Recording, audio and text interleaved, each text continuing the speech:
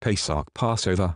Pesach Passover, Torah Shmot, Exodus, 12:21-51, Haftarah Hadashah, Joshua, 3:5-7, 5:2-6-1, 6:27, Berit Hadashah Yochanan, John, 19:31-21, Torah Shmot, Exodus, 12:21-51, 12:21. Then Moshe called for all the leaders of Israel and said, Select and take lambs for your families, and slaughter the Pesach lamb.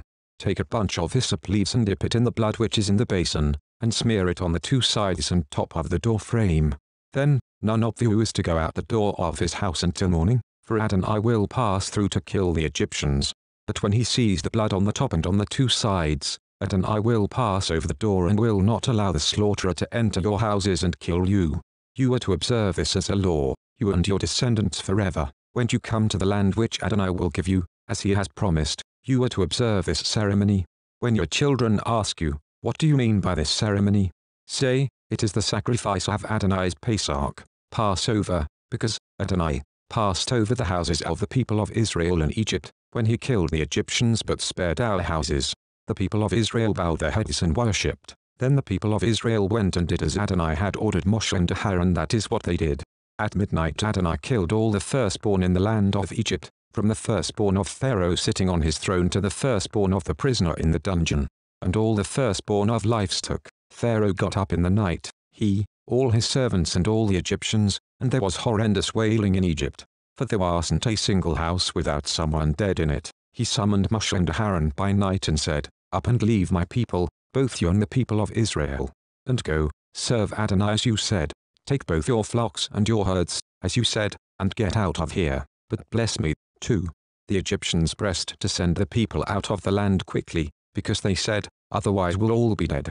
The people took their dough before it had become leavened and wrapped their kneading bowls in their clothes on their shoulders.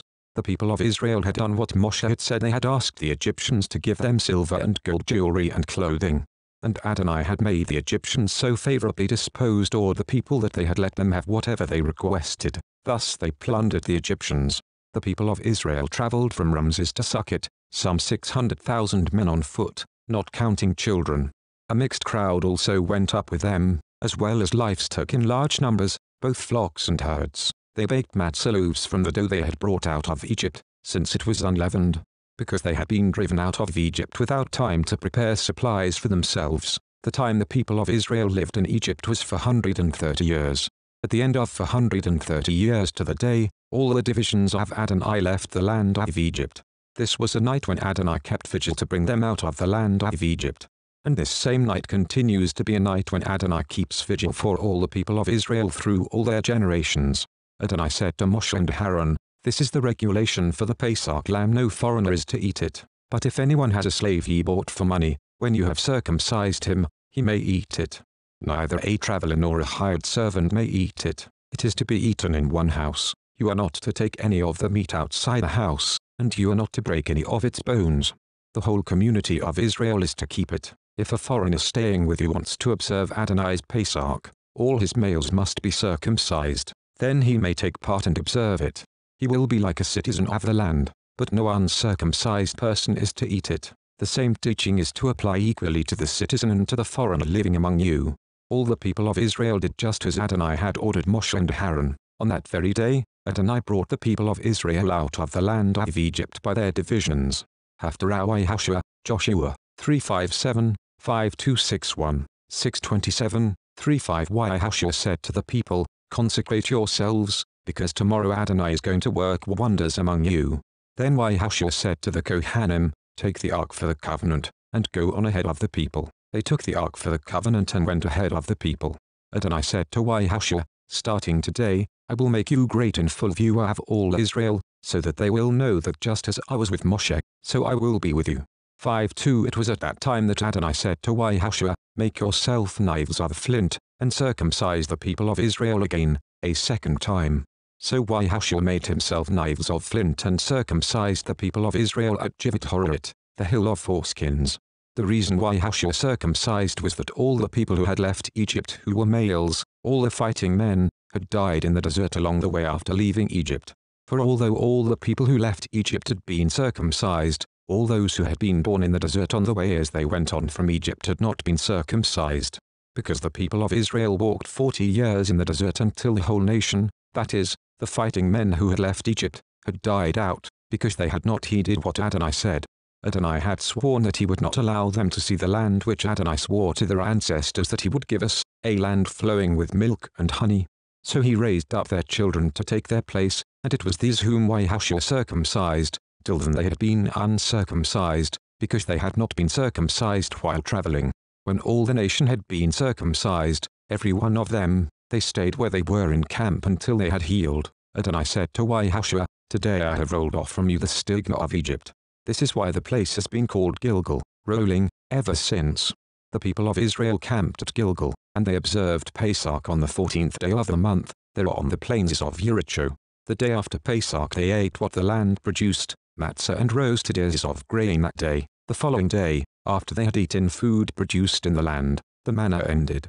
From then on the people of Israel no longer had manna. Instead, that year, they ate the produce of the land of Canaan. One day, when Yahushua was there by Jericho, he raised his eyes and looked, and in front of him stood a man with his drawn sword in his hand. Yahushua went over to him and asked him, "Are you on our side or on the side of our enemies?"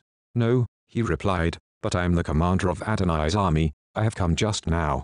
Yahushua fell down with his face to the ground and worshipped him, then asked, "What does my Lord have to say to his servant?" The commander of Adonai's army answered Yahushua, "Take your sandals off your feet, because the place where you are standing is holy," and Yahushua did so.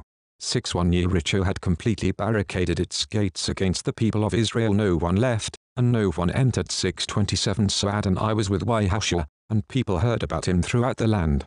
Pirit Hadashah Yochanan, John, 19:31-21, 19:31 It was preparation day, and the Judeans did not want the bodies to remain on the stake on Shabbat, since it was an especially important Shabbat. So they asked Pilate to have the legs broken and the bodies removed. The soldiers came and broke the legs of the first man who had been put on a stake beside Yeshua, then the legs of the other one. But when they got to Yeshua and saw that he was already dead, they didn't break his legs. However, one of the soldiers stabbed his side with a spear, and at once blood and water flowed out. The man who saw it has testified about it, and his testimony is true, and he knows that he tells the truth, so you too can trust. For these things happened in order to fulfill this passage of the Tanakh. Not one of his bones will be broken. And again, another passage says, they will look at him whom they have pierced. After this, Yosef of Arimathea, who was a Talmud of Yeshua, but a secret one out of fear of the Judeans, asked Pilate if he could have Yeshua's body. Pilate gave his consent, so Yosef came and took the body away. Also Nachman, who at first had gone to see Yeshua by night, came with some 70 pounds of spices, a mixture of myrrh and aloes. They took Yeshua's body and wrapped it up in linen sheets with the spices, in keeping with Judean burial practice. In the vicinity of where he had been executed was a garden, and in the garden was a new tomb in which no one had ever been buried. So, because it was preparation day for the Judeans, and because the tomb was close by, that is where they buried Yeshua. 21 Early on the first day of the week, while it was still dark, Miriam from Magdala went to the tomb and saw that the stone had been removed from the tomb.